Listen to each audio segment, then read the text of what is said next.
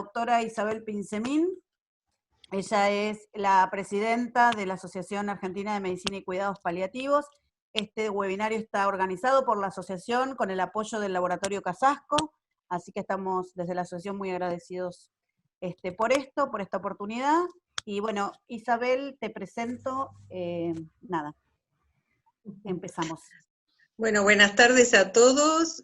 Primero decirles sencillamente que este primer webinario está centrado en el dolor en las personas mayores. Elegimos este tema por la alta prevalencia del dolor en sus diversas formas en las personas mayores. Todos los que atendemos a personas mayores lo sabemos, y nos parece muy importante partir de la base o del concepto de la complejidad que tiene el dolor y la necesidad de abordarlo adecuadamente.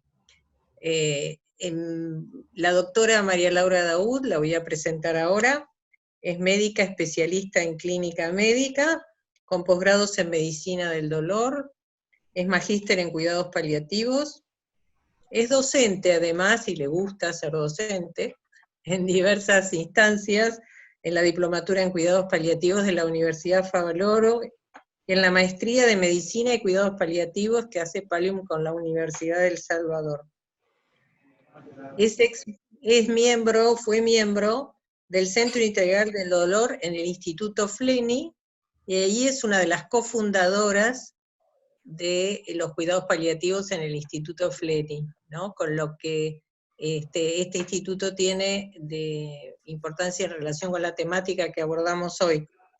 Y hoy es miembro del equipo de gestión central de atención domiciliaria y cuidados paliativos domiciliarios de PAMI, institución que como todos sabemos atiende una gran cantidad de personas mayores, y nos pareció por lo tanto muy adecuado que María Laura pudiera comentarnos su experiencia y darnos algunas orientaciones en relación con este tema. Bueno, Laura. Bueno, buenas tardes a todos. En primer lugar, gracias al Laboratorio Casasco y a la Comisión Directiva de la Asociación por facilitar este espacio de encuentro y de reflexión en relación a estos temas que son tan relevantes, no solo en relación a la práctica de los cuidados paliativos y de la medicina del dolor, sino que son justamente transversales a muchas profesiones, a muchas especialidades y disciplinas, ¿no es cierto?, como son estos temas que vamos a abordar en el ciclo, que tienen que ver con el dolor, el delirio, la depresión y la ansiedad.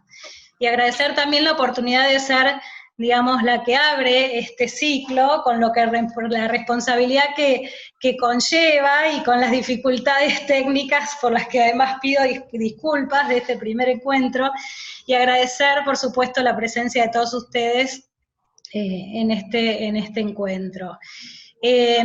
Como decía Isabel, hoy nos toca hablar sobre el dolor en los adultos mayores, ¿no es cierto? Es un tema que de por sí es inabarcable en el término de un encuentro, ya que cada uno de los aspectos que tienen que ver con el manejo del dolor en esta población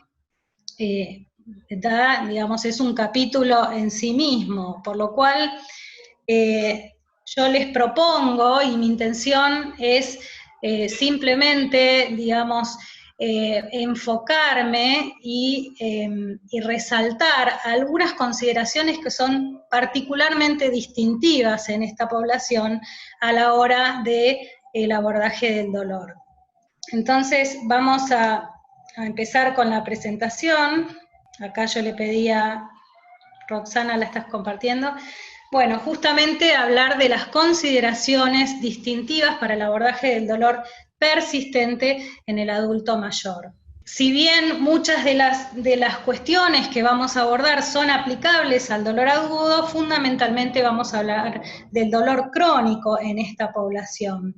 Y me permití, mi intención es básicamente entonces llevarlos a estas particularidades en relación a la población, y que al final de esta charla se animen a repensar los pacientes de una manera, digamos, diferente, con una mirada diferente, y a profundizar en aquellos aspectos de los que vamos a conversar en función de su población particular y en el entorno en el que ustedes se desempeñan.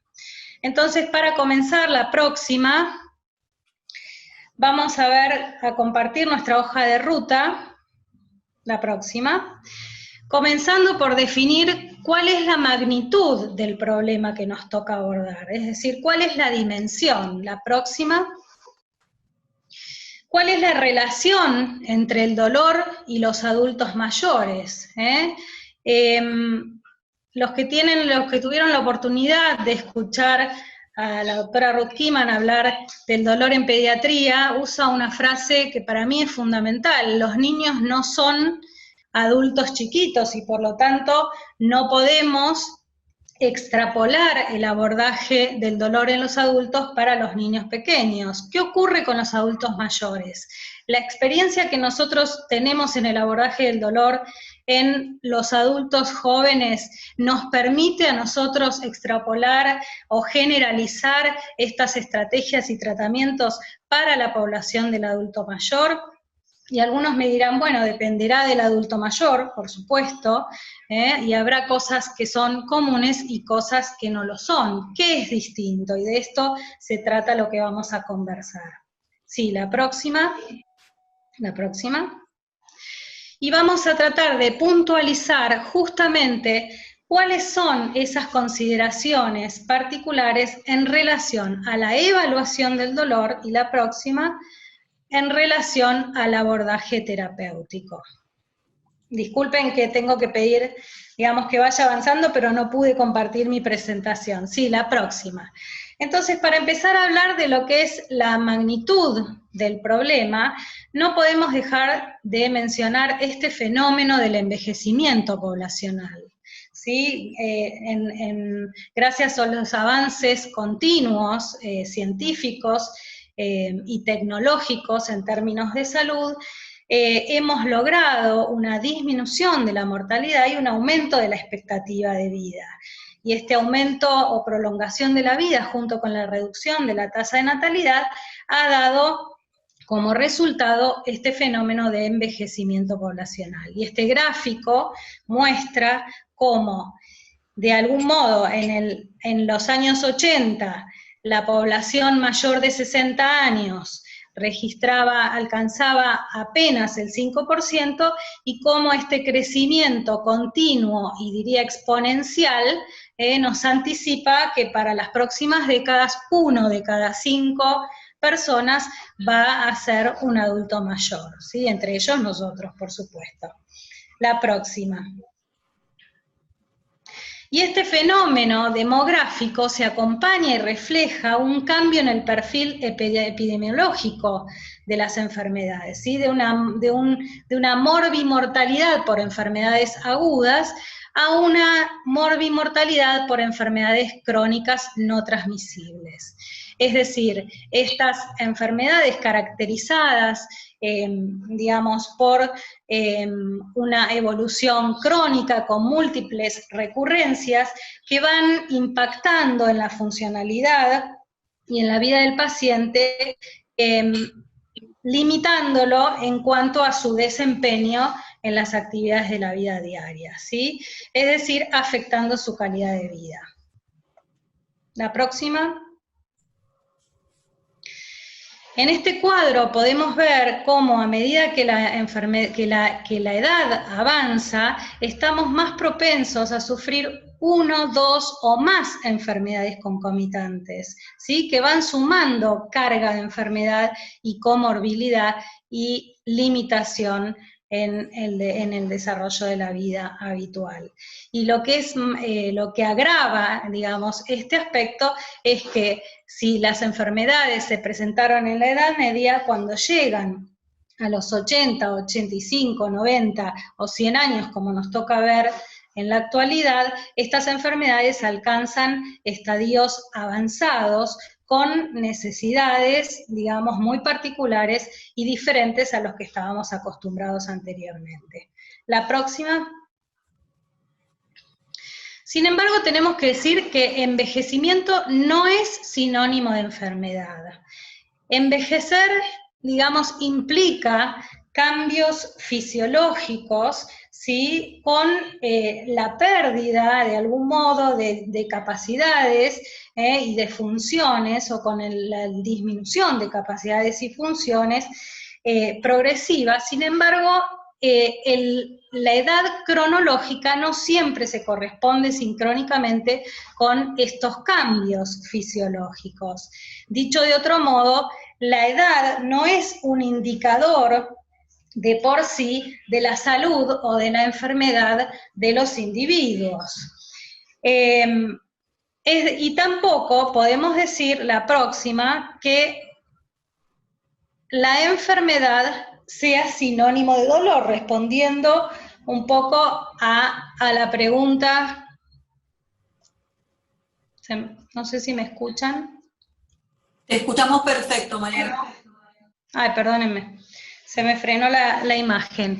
Entonces dijimos, el envejecimiento no es sinónimo de enfermedad. De hecho, nosotros vemos personas de la misma edad que son absolutamente, digamos, saludables y independientes en su vida, y otras personas que son mucho más vulnerables, que padecen enfermedades y que son dependientes en las actividades de la vida diaria. Es decir, la enfermedad no es, el envejecimiento no es sinónimo de enfermedad y no es sinónimo de dolor.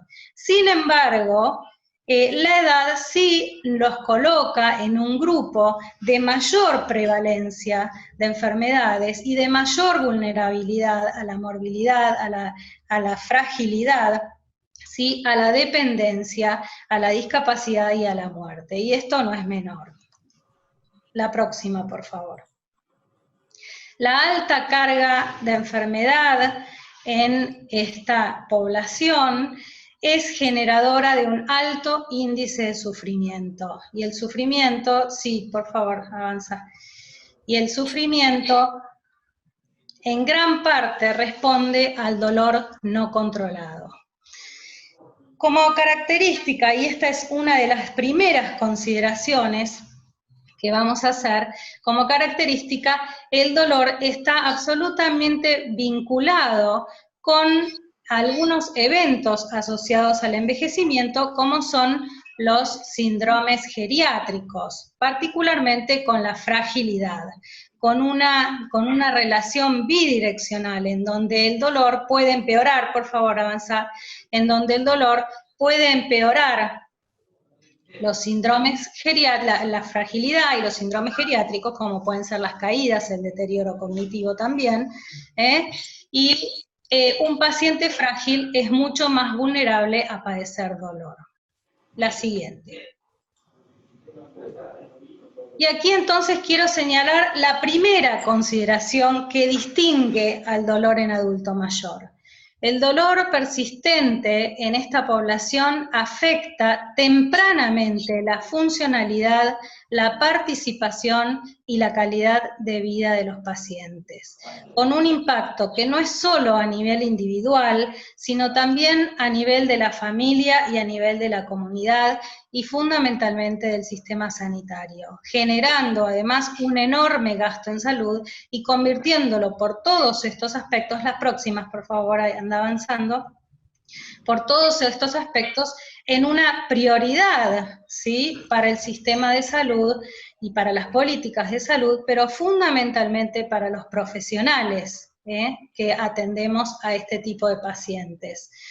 Que debemos, digamos, identificar cuáles son los determinantes de esta condición y tratar de entrenarnos y formarnos para responder adecuadamente a las necesidades de nuestros pacientes. La próxima, por favor.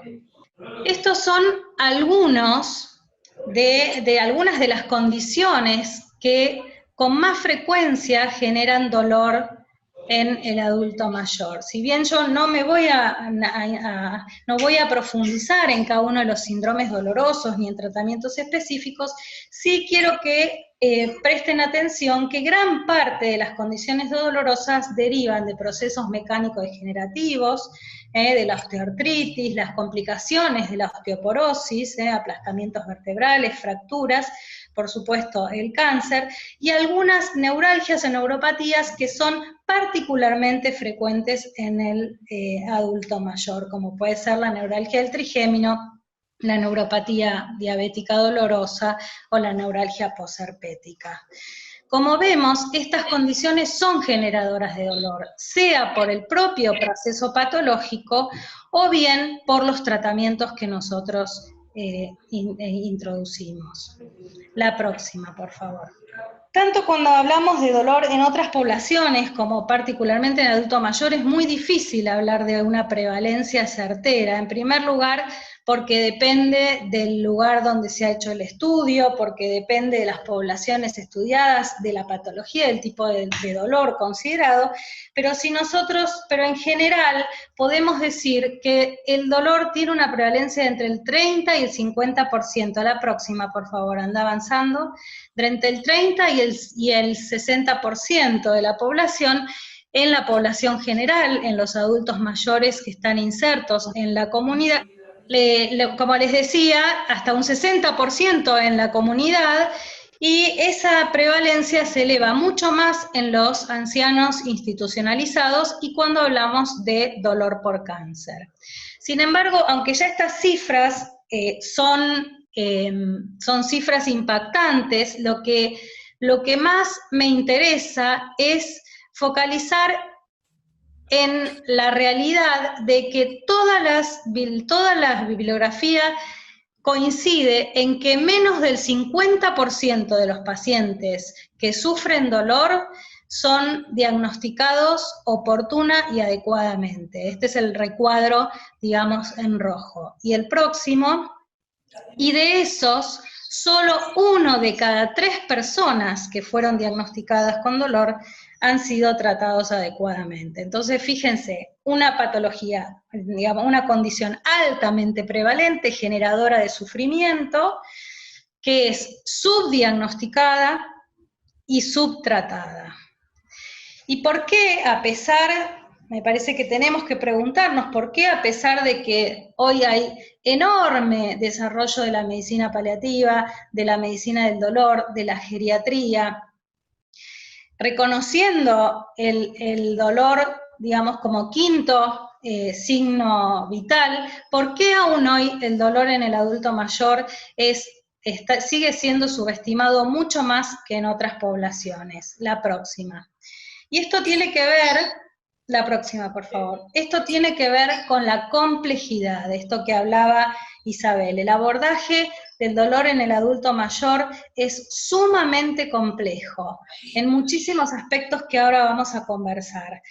Pero porque nosotros nos preguntamos en algún punto, digamos, tenemos claro que el dolor influye en la calidad de vida de los pacientes, que el dolor puede empeorar el desarrollo de eventos asociados al envejecimiento, pero sin embargo, muchas veces nos cuestionamos si los tratamientos o las intervenciones que nosotros disponemos para el abordaje de dolor no pueden aún más deteriorar esta calidad de vida del paciente. Y no solo nos lo preguntamos los profesionales, sino que también se lo pregunta María o Pedro, o el hijo de María o Pedro, y que muchas veces genera esta respuesta de que a pesar de tener dolor, María nos dice, mejor me quedo con lo que estoy, porque no sea cosa que esto me empeore, o que me han dicho que esto es una medicación peligrosa, entonces mejor dejemos las cosas como están. Entonces, esta complejidad es una realidad en el abordaje del dolor. La próxima, por favor. Y tiene que ver no solo con cuestiones vinculadas al reporte del dolor, sino también a la presentación del síntoma y fundamentalmente aspectos difíciles y complejos en relación al abordaje. Y estos son los 4 ejes en los que vamos a centrar el análisis de estas consideraciones. La próxima, por favor. Entonces, si el abordaje del dolor es complejo y la intervención puede dificultar nuestra, digamos, el desempeño, la calidad de vida del paciente, muchas veces complicando la situación del paciente, ¿qué hacemos? Entonces, una opción podría ser la próxima, por favor. Atarlo al paciente a la silla, decirle que no se queje de dolor y hacer como los 3 monitos sabios, no escucho, no veo, no oigo. O bien, reconocer, la próxima, por favor, que el alivio del dolor es un derecho. El alivio del dolor es el derecho de todas las personas. Todas las personas tenemos derecho a que se hagan todas las intervenciones para el mayor alivio posible de nuestro dolor, disminuyendo el sufrimiento y mejorando la calidad de vida. Entonces debemos formarnos, porque si esto es un derecho del paciente, es un imperativo moral para todos los profesionales. La próxima, por favor. ¿Y cuál es el punto de partida para el abordaje del dolor? La evaluación, la próxima. La evaluación debe intentar, ¿sí?, a través de una anamnesis exhaustiva, de una historia clínica del paciente, de una evaluación y de estudios complementarios cuando se requieran, ¿sí?, debe permitirnos a nosotros caracterizar el dolor, identificar la causa, identificar los mecanismos subyacentes y, en cuarto lugar, pero no menos importante, identificar aquellos factores que puedan estar modificando la percepción y la experiencia de dolor de nuestro paciente. Y una aclaración en relación a los exámenes complementarios. Los exámenes complementarios en dolor no van a confirmarnos la presencia de dolor, sino que nos van a permitir orientarnos hacia la causa de dolor, ¿sí? O sea, confirmar o descartar causas de dolor, pero nunca confirmar la presencia de dolor. Una radiografía que no nos muestre patología, una resonancia, un electromiograma, no implica que el paciente no tiene dolor, y esto lo tenemos que tener muy claro a la hora del abordaje. La próxima, por favor. Y esto es una de las cuestiones fundamentales. Cuando nosotros hablamos del dolor, tenemos que tener muy claro que la percepción del dolor va mucho más allá de la sensación dolorosa, del proceso nociceptivo. La experiencia dolorosa es justamente la integración de la sensación dolorosa con las emociones del individuo, con las experiencias previas y con todas sus dimensiones espiritual, social, cultural, que van a dar origen a una experiencia dolorosa única. La próxima, por favor. Sí, a una experiencia única que es subjetiva, multidimensional e intransferible. Es decir, yo puedo escuchar al paciente y tener una idea de cuál es su dolor y de cuál es el impacto de su dolor, pero el dolor es intransferible y es absolutamente subjetivo. Y no hay, digamos, un ejemplo más gráfico que lo que está ocurriendo hoy en el contexto de esta pandemia, en donde los adultos mayores son uno de los más afectados, ¿no es cierto? Cómo el dolor en el contexto de la incertidumbre, del temor, del aislamiento social, de la lejanía de sus seres queridos, de las limitaciones en cuestiones prácticas para el acceso a sus médicos, a sus medicamentos, cómo pueden modular de una manera absolutamente negativa la percepción del dolor y la experiencia dolorosa. La próxima, por favor. Entonces, es sumamente importante que evaluemos, que hagamos una valoración integral considerando todas estas dimensiones de las que veníamos hablando. La física, la emocional, la espiritual, la práctica, que tienen que ver con la nutricional fundamental en el paciente adulto mayor, que nos den una idea del dolor, su impacto y su circunstancia. Entonces, como primera dificultad que vamos a encontrar en la evaluación es que no sepamos que el paciente tiene dolor. ¿Y por qué podemos no saber que el paciente no tiene dolor? En primer lugar, porque el paciente elija no decirlo. Por temor, por cuestiones culturales, muchos de los adultos mayores piensan que el dolor es un elemento intrínseco al envejecimiento y que es ineludible y que por lo tanto hay que tolerarlo, entonces no lo refieren como primera cuestión. Por otra parte, temen a la internación, a las intervenciones, a que les demos más medicación de la que ya toman, y entonces prefieren callarlo, o simplemente por no molestar y no representar una carga para sus familias. En segundo lugar, puede ser que el paciente no pueda comunicarlo. Y este es el caso de los pacientes con trastornos sensoriales, de las disfasias, los pacientes con ACV que tienen trastornos del lenguaje, o, por supuesto, del caso del paciente con deterioro cognitivo o el paciente demenciado que claramente no puede verbalizar su dolor. Pero sí, ya vamos a ver más adelante cómo de algún modo podemos acceder a este conocimiento. Y por último, no nos olvidemos que la población de adultos mayores es una población de alto riesgo social y que son víctimas muchas veces de abuso, de maltrato y de abandono. Y esto también hace que el paciente que refiera dolor no sea atendido y sea subestimado. Entonces, varias dificultades que tenemos que aprender a abordar en relación al reporte del dolor. La próxima, por favor. ¿Qué pasa con la presentación del síntoma? Nosotros sabemos que en los adultos mayores los síntomas siempre se presentan, las enfermedades siempre se presentan de una manera diferente, y el dolor no escapa a esto. Muchas veces el dolor tiene una presentación atípica, y en realidad la queja impresiona como un paciente aquietado, como un paciente deprimido, como un paciente ansioso, más que la queja directa del dolor. Además de que, por supuesto, el dolor nunca viene solo, múltiples dolores, múltiples síntomas, y en el contexto de la pluripatología que hablábamos al comienzo. Entonces, estas comorbilidades, estos síntomas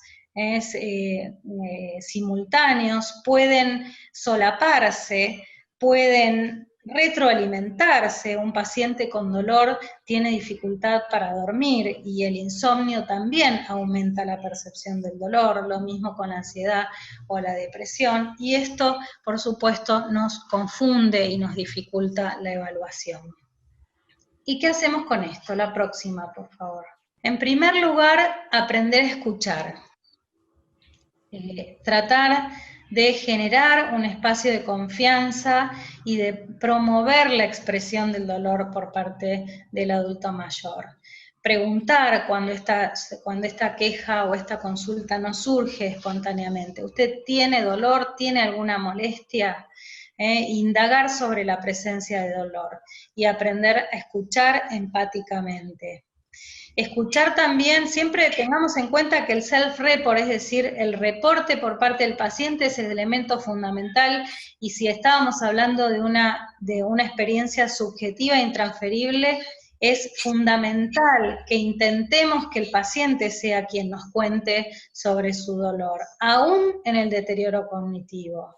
El paciente puede perder muchas capacidades, pero digamos, tardíamente el paciente deja de poder manifestar su dolor. Entonces, es cuestión también de adaptar nuestro lenguaje a las capacidades del paciente y tratar de indagarlo con preguntas simples, que puedan orientarnos a la presencia y a la localización y a las características del dolor. Pero por supuesto, cuando el paciente no pueda comunicarlo verbalmente, escuchar a los cuidadores, a los enfermeros, a la familia, que son los que más conocen al paciente y que pueden darnos, digamos, más información en relación a la presencia del síntoma. ¿Y qué pasa cuando esto no ocurre. La próxima, por favor. Debemos agudizar nuestra observación, ¿eh? Y aquí tener en cuenta que hay signos, desde la expresión facial, la vocalización de sonidos, de queja, la postura corporal, la actitud frente al movimiento, la integración social, que van a dar cuenta de la presencia de dolor. Y ya vamos a profundizar un poquito más sobre esta observación. Entonces, agudizar nuestra escucha, buscar la presencia de dolor, explorarlo y observar al paciente. Y esto desde ya requiere tiempo, requiere voluntad y requiere entrenamiento. A escuchar y a mirar se aprende y se entrena. La próxima, por favor. Existen, no voy a profundizar demasiado en cada una de las escalas, pero sí recordar que existen escalas de evaluación que nos ayudan a objetivar este síntoma subjetivo y que valoran algunas, digamos, cualidades del dolor, por ejemplo, las escalas de intensidad o escalas multimodales. La próxima, avanza todas, por favor, de esta diapositiva. Que nos permiten evaluar una o más características del dolor o incluso la asociación con otros síntomas o el impacto en las actividades de la vida diaria. Existen escalas de intensidad de dolor nociceptivo, como ven aquí, algunas incluyen el esquema corporal para que el paciente pueda marcar cuáles son los sitios de dolor y de irradiación, o cuestionarios que indagan particularmente de las características que pueden hacernos sospechar un dolor de tipo más neuropático. La próxima. Y lo que sí es propio, digamos, del abordaje en los adultos mayores es que muchas veces los pacientes que no pueden comunicar verbalmente deben ser evaluados en relación a observaciones, como dije antes, y estas escalas están validadas y adaptadas para la evaluación de pacientes mal llamados no comunicativos, digamos los pacientes que no se comunican verbalmente, para detectar y valorar la presencia de dolor. Las escalas son múltiples. Las que están en negrita son las que han sido validadas y traducidas al español y que realmente tienen propiedades psicométricas muy buenas y que son fáciles de aplicar. Como en todos los casos, las escalas son herramientas útiles, pero nunca reemplazan el interrogatorio, nunca reemplazan la evaluación, el examen físico completo, nunca reemplazan el juicio crítico del profesional que está evaluando. Es decir, tengámoslas en cuenta, pero la elección de la escala tiene que tener en cuenta esto que decía recién, y fundamentalmente que sea una escala simple, que nos sea factible en el medio donde trabajamos y que sea aplicable por todos los miembros del equipo de abordaje. La próxima, por favor. Y llegamos a la estrategia terapéutica. La estrategia terapéutica, como en todas las guías de dolor, nos dice tiene que ser simple, pero mucho más en este paciente adulto mayor.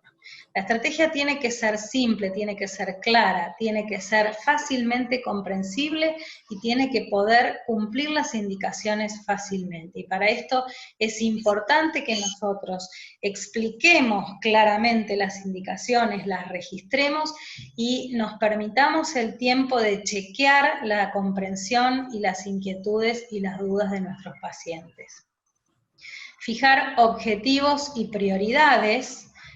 Como dije antes, muchas veces hay muchos síntomas y hay muchos dolores, y debemos con el paciente intentar jerarquizar qué es lo que más le molesta, cuál es el dolor que hoy tiene mayor impacto en su vida, cuál es el síntoma, y tratar de fijar con él los objetivos de manera concreta y a corto plazo.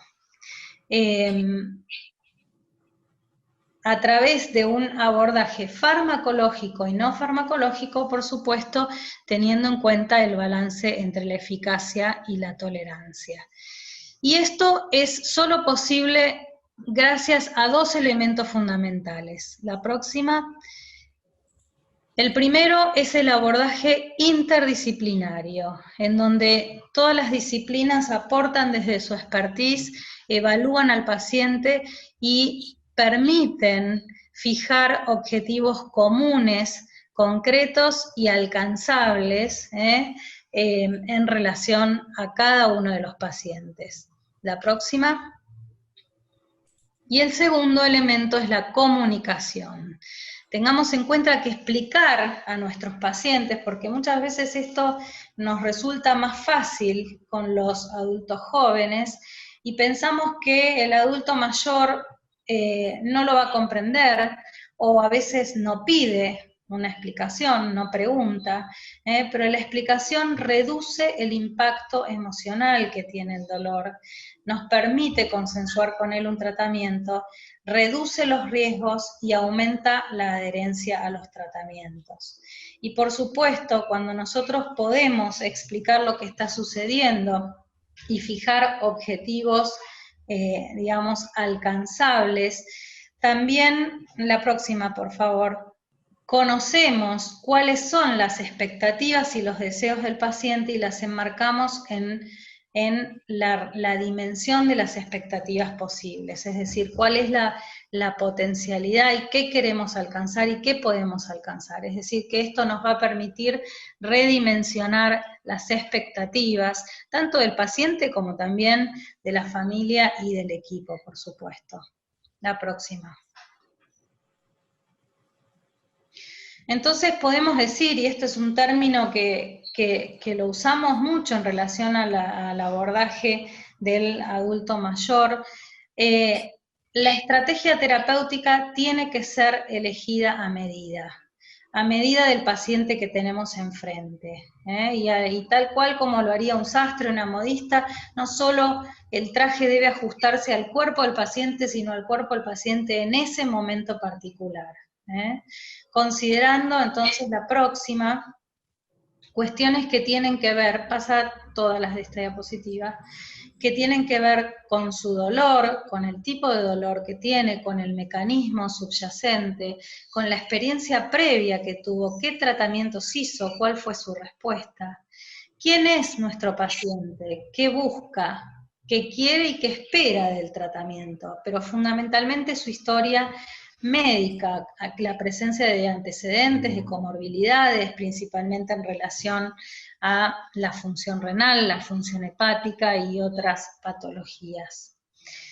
Cuestiones que tengan que ver con la terapéutica que elegimos, en el caso de que sea un fármaco, el perfil terapéutico, el perfil de efectos adversos, su costo, su accesibilidad, y en el caso de otras terapéuticas, cuál es la evidencia, qué beneficio podemos esperar y cuáles son los riesgos.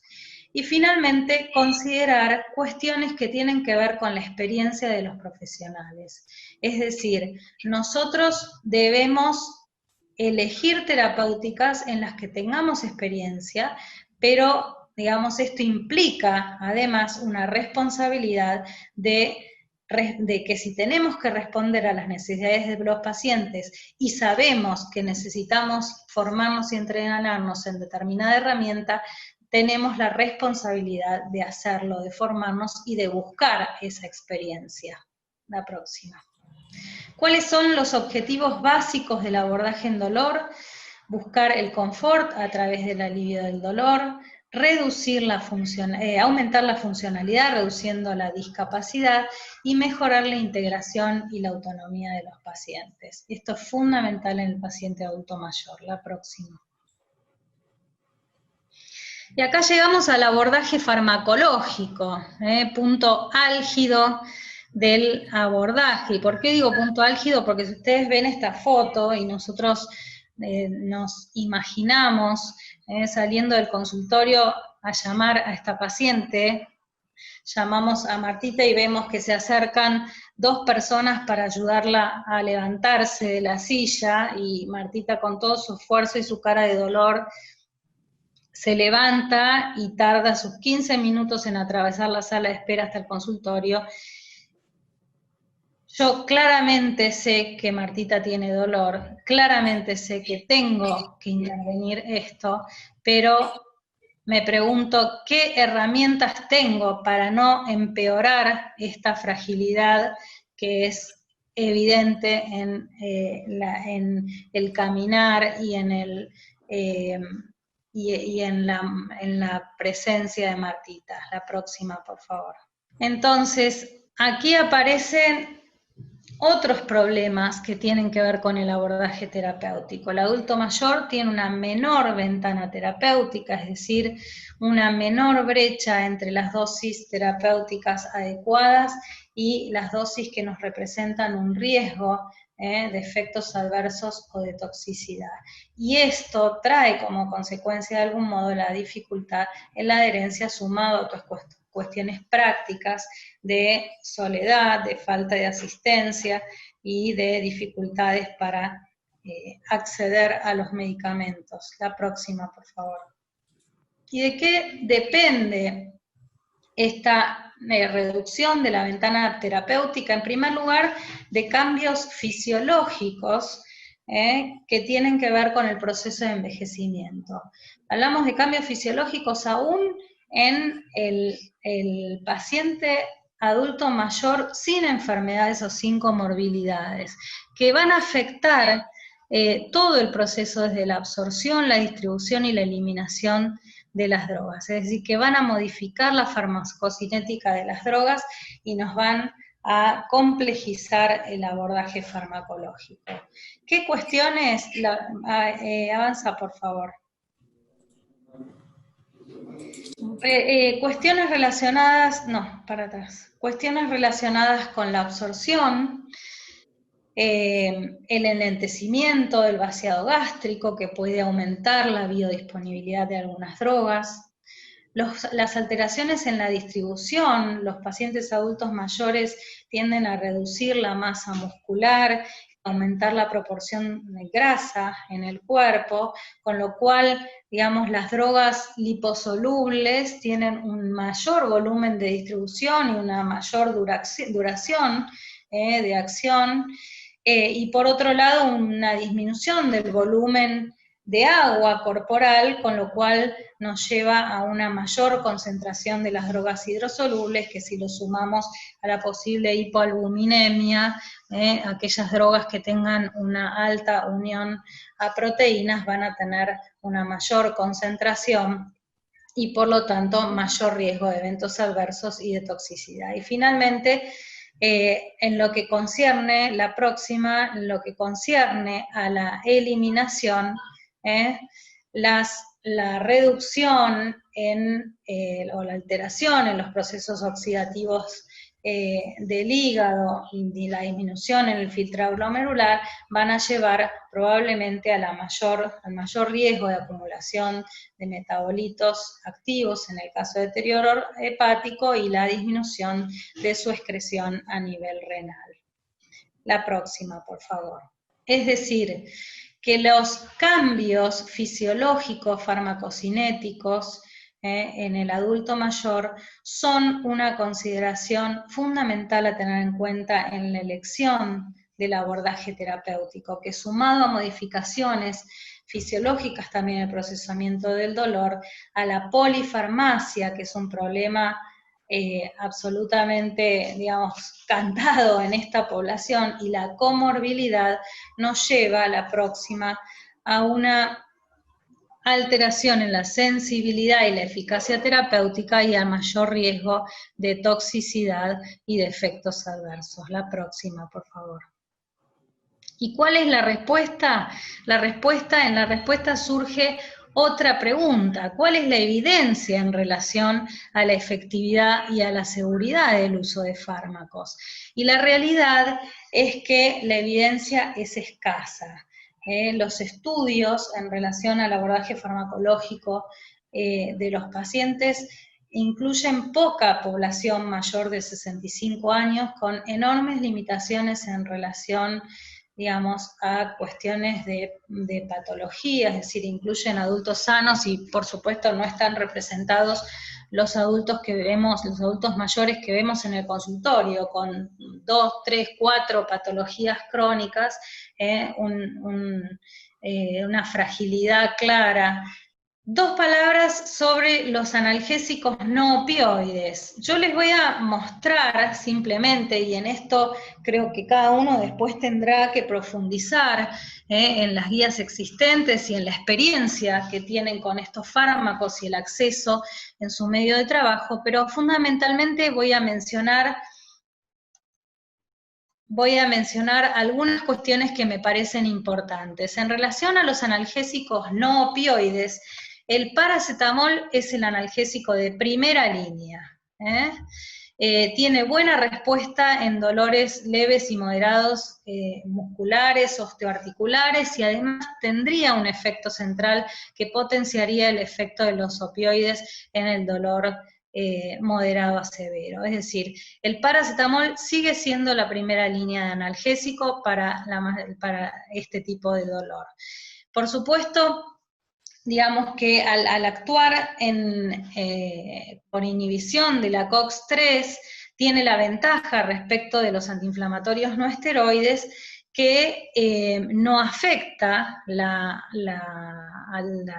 agregación plaquetaria, ni tiene un perfil de gastrotoxicidad o de nefrotoxicidad. Sin embargo, ¿qué tenemos que tener en cuenta? Y que esto a veces nos olvidamos y pensamos que el paracetamol es inocuo, es justamente su el riesgo de hepatotoxicidad. Entonces, en aquellos pacientes desnutridos, con antecedentes de alcoholismo, con hepatopatía, ojo con el uso de paracetamol. Ya en general en el adulto mayor usamos dosis máximas de 3 gramos en lugar de 4, y si hay patología hepática para la prevención de la hepatotoxicidad, no más de 2 gramos en el uso crónico. Dentro del grupo de los antiinflamatorios no esteroides, el ibuprofeno ha demostrado ser el de perfil más seguro.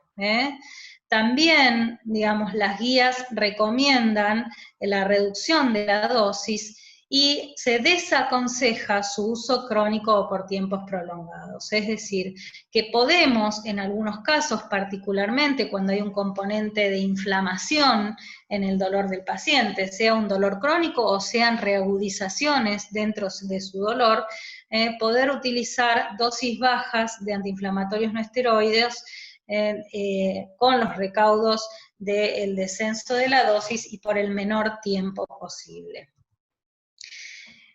En algún momento, para prevenir los efectos catastróficos gastrointestinales que tenían los antiinflamatorios, aparecen los inhibidores selectivos de la COX-2, hoy disponemos de 2 en el mercado, y si bien tienen un perfil en relación a la afectación de la mucosa gástrica mejor que otros antiinflamatorios, tenemos que tener muy en cuenta el riesgo en los pacientes, particularmente con antecedentes trombóticos, enfermedad cerebro o cardiovascular. Es decir, que estarían desaconsejados para este tipo de pacientes.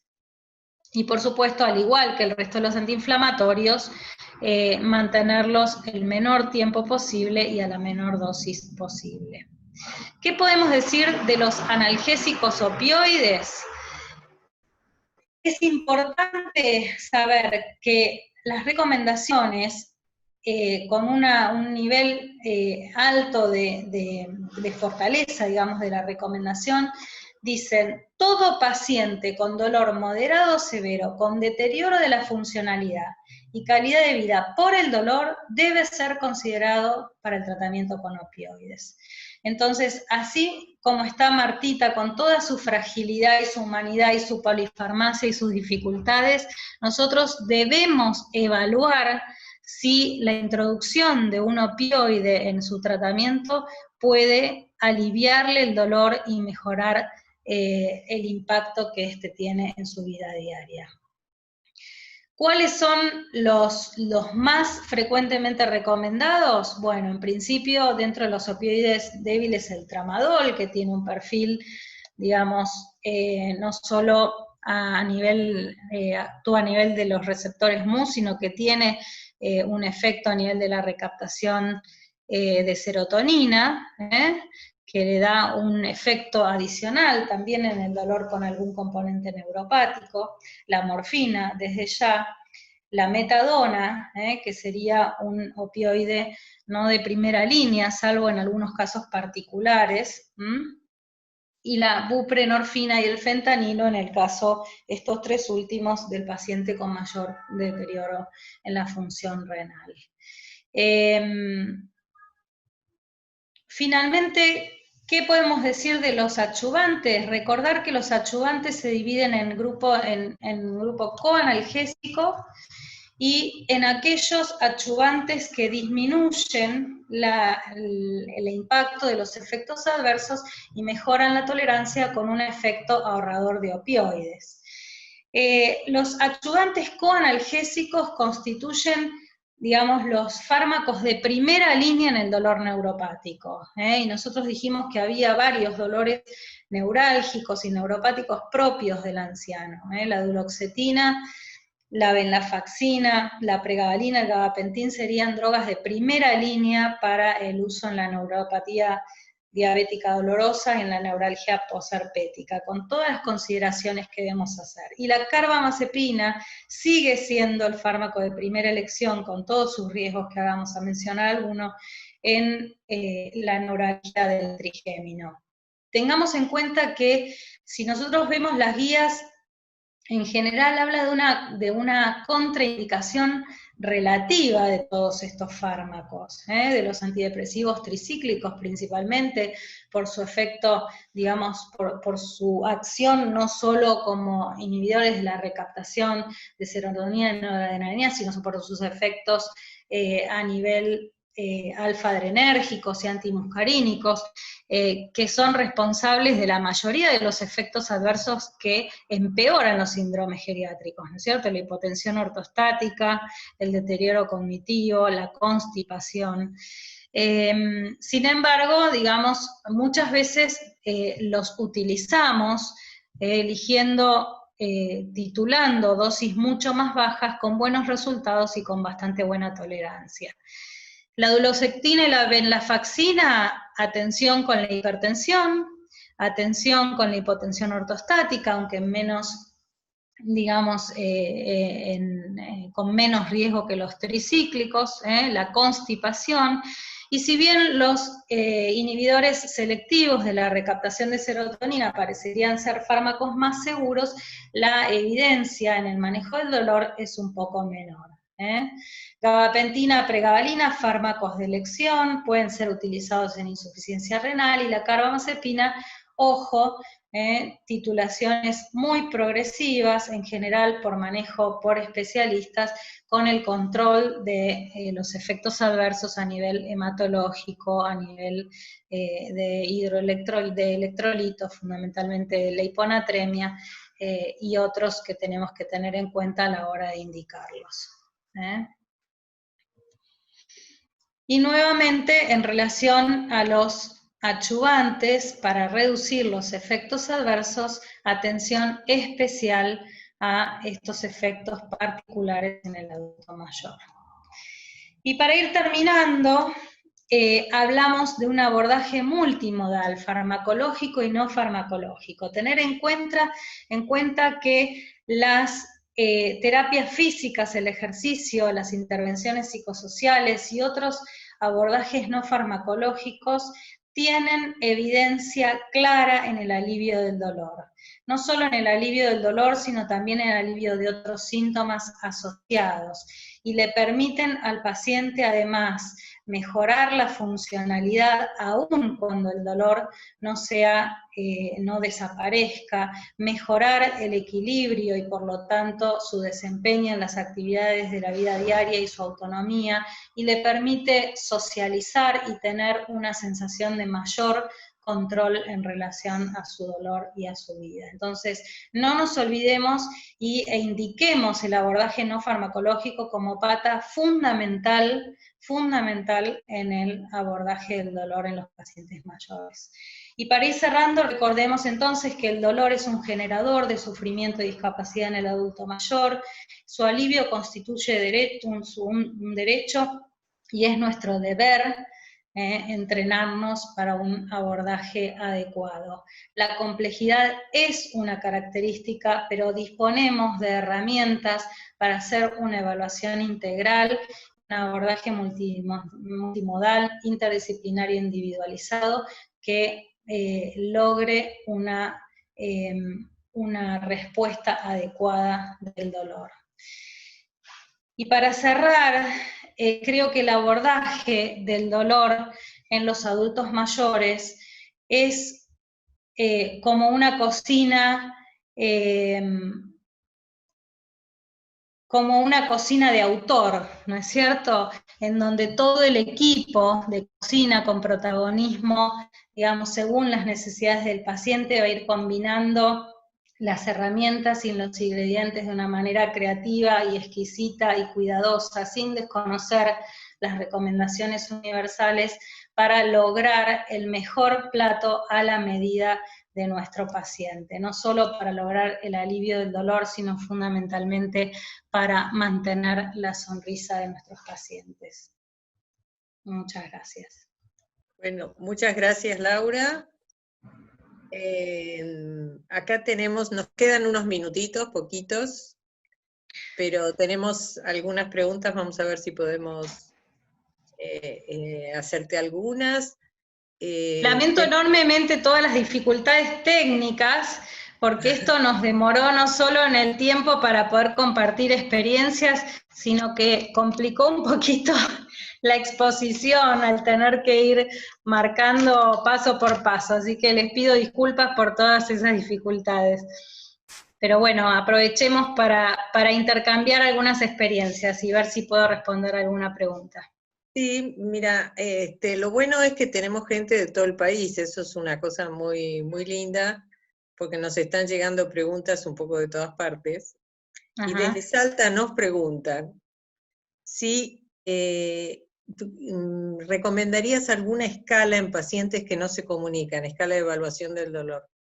Bueno, justamente, digamos, lo primero de la escala es que esté validada y adaptada para nuestra población, ¿no es cierto? Si nosotros vamos a evaluar pacientes con demencia, esa escala tiene que estar validada para los pacientes que vamos a evaluar y traducida al idioma en el que vamos a utilizarla. Una de las escalas que yo más recomiendo es el DoloPlus, porque es fácil de hacer, porque la podemos aplicar y porque considera no solo, digamos, cuestiones faciales, sino también la vocalización y también aspectos que tienen que ver con las actitudes del paciente en el contexto del dolor. Así que si tengo que recomendar una, recomendaría el DoloPlus 2. Muy bien. El PACSAT también y el PAINAD también son utilizados en pacientes con demencia, pero esa es la que más me parece que es más factible y más aplicable. Hay alguna pregunta, varias preguntas en relación con los AINES, ¿no? Ajá. En dolor crónico leve, ¿cómo manejarías el uso de AINES? ¿Por cuánto tiempo lo dejarías? O en el caso de que fuera un dolor crónico leve, persistente, si pasás directamente a un opioide débil.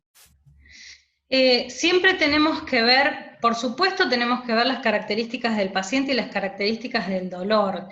Los AINES son útiles en la medida que haya fundamentalmente un componente inflamatorio. Entonces, si hay un componente inflamatorio del dolor, yo puedo indicar un AINE, pero como dije antes, regulando las dosis a la menor dosis posible, espaciando los intervalos, y manteniéndolo el menor tiempo posible. Y por supuesto, bueno, evaluar, digamos, si requiere además el agregado de un opioide de un opioide o de un adyuvante en función de los mecanismos de dolor. Pero fundamentalmente, digamos, para responder, el AINE lo utilizaría cuando hay un componente, digamos, inflamatorio, cuando hay un dolor muscular o cuando hay dolores agudos sobrepuestos a la historia crónica del dolor de este paciente. Muy bien, alguna pregunta había sobre el tramadol, preguntando los intervalos de dosis, ¿no? ¿Cada cuántas horas? Bueno, eso también depende del paciente. Lo importante es, si el paciente es el primer opioide que usa, empezaría con dosis bajas y probablemente daría un intervalo de 8 horas, pero depende de los pacientes. A veces nos hemos manejado con 12 horas o incluso, digamos, con intervalos menores. Esto depende de cada paciente, pero para iniciar, en general, podemos iniciar con un intervalo de 8 horas, 8 o 12 horas. Después vos hablaste al final del abordaje multimodal del dolor y tener muy en cuenta el abordaje no farmacológico, que acá se valora bastante entre los asistentes también, y preguntan en ese sentido qué experiencia tenés y si valorás la acupuntura como uno de los abordajes no farmacológicos. Sí, por supuesto, la acupuntura es un abordaje, es una terapéutica válida con una evidencia demostrada en determinados tipos de dolor. Yo creo que lo fundamental es el trabajo en equipo. A nosotros muchas veces si trabajamos solos nos cuesta evaluar cuáles son las potencialidades de las terapéuticas, y empezar a trabajar en equipo nos permite conocer cuáles son las competencias de los otros profesionales que intervienen y cuáles son la potencialidad que tienen las terapéuticas que aplican, ¿no es cierto? Trabajar con una terapeuta ocupacional o con una kinesióloga nos abre un poco la mirada a ver qué intervenciones podemos hacer que justamente le devuelvan, aun cuando el alivio del dolor sea poco, que le devuelvan funcionalidad, que le devuelvan el control a los pacientes. Y en esto tenemos mucha experiencia con el trabajo corporal, con los ejercicios, tanto aeróbicos como de resistencia, por supuesto depende del paciente, con la acupuntura. Hay otras terapias en determinados tipos de dolor, como el TENS, que pueden ayudar, con las terapias, digamos, cognitivos conductuales, es decir, el apoyo terapéutico desde la salud mental, acompañando y abordando la experiencia dolorosa, y también detectando y tratando algunas cuestiones asociadas que pueden digamos, amplificar esta experiencia del dolor. Muy bien. Para ir terminando, te voy a hacer una pregunta que aparece acá en 2 o 3 personas, pero me imagino que será una duda en todos. ¿Qué estás pensando de los cannabinoides? Sabemos que en Argentina no tenemos formulaciones seguras todavía, ¿no? Sí. Es nuestro gran inconveniente, y sabemos que hay algo de evidencia en favor del dolor neuropático y otros dolores, pero queríamos saber tu opinión en relación con esto. Bien, yo lo incluí dentro de la lista de adyuvantes, pero digamos, tengo que hacer algunas consideraciones. En primer lugar, hablar de que es una realidad que la mayoría de nuestros adultos mayores están tomando gotitas de cannabis. La mayoría, lamentablemente. O sea, si no se los dio el vecino, se los dio la amiga, y si no, se los consiguió el hijo, ¿no es cierto? Entonces, a ver, el uso del cannabis para el alivio del dolor es histórico y tiene cientos de años de experiencia. Sin embargo, todo lo que tiene que ver con la investigación para su uso medicinal no tuvo demasiado avance hasta los últimos tiempos por cuestiones, por un lado legales, y por temores a cuestiones vinculadas al abuso, ¿no es cierto? Hoy, si bien hay mucha más evidencia, hay más experiencia práctica que evidencia, Y la realidad es que tenemos que tener en cuenta, por un lado, la situación legal de nuestro país, y por el otro lado, que la evidencia todavía es insuficiente en dolor. Hoy en día las revisiones muestran solamente un beneficio probado en algunas epilepsias refractarias en los niños, en el wasting syndrome, en HIV y en la espasticidad por esclerosis múltiple, y no hay y los estudios son absolutamente contradictorios en relación al beneficio en el uso de dolor. Sí hay algunos estudios que muestran alivio en el dolor neuropático. Creo que hay que seguir estudiando, seguir atentos a esta evidencia, pero ser absolutamente cautelosos en nuestras recomendaciones, ¿no es cierto? Y, digamos, ser respetuosos primero de la legalidad y además saber que hoy no disponemos de productos en donde conozcamos la composición específica y definida de los principios activos, no conocemos las dosis efectivas claramente, no conocemos con claridad cuáles son las interacciones y no están exentos de efectos adversos, con lo cual, digamos, nosotros hoy debemos recomendar terapéuticas que tengan evidencia, que tengamos experiencia y que estén aprobadas. Y ser muy cautos, y si bien explorar si el paciente los está utilizando, poder advertirlos en relación a los riesgos potenciales que tienen estos fármacos, ¿no? Desde una composición, digamos, errática hasta, digamos, efectos adversos que pueden comprometer, digamos, gravemente su calidad de vida, ¿no? Y más en el contexto del adulto mayor, con toda la polifarmacia y todas las cuestiones que veníamos hablando. Y una última pregunta que te hacemos, así vamos cerrando. ¿Vos pensás que nuestra actitud como profesionales de la salud en la atención de los pacientes puede llevar a cronificar el dolor o a evitar la cronificación? Yo creo que nosotros podemos hacer mucho por aliviar el dolor, mucho por aliviar el dolor, que tenemos muchas herramientas y que, vuelvo a decir, el secreto es el trabajo en equipo. Tenemos que comunicarnos y empezar a aprender unos de otros y compartir experiencias.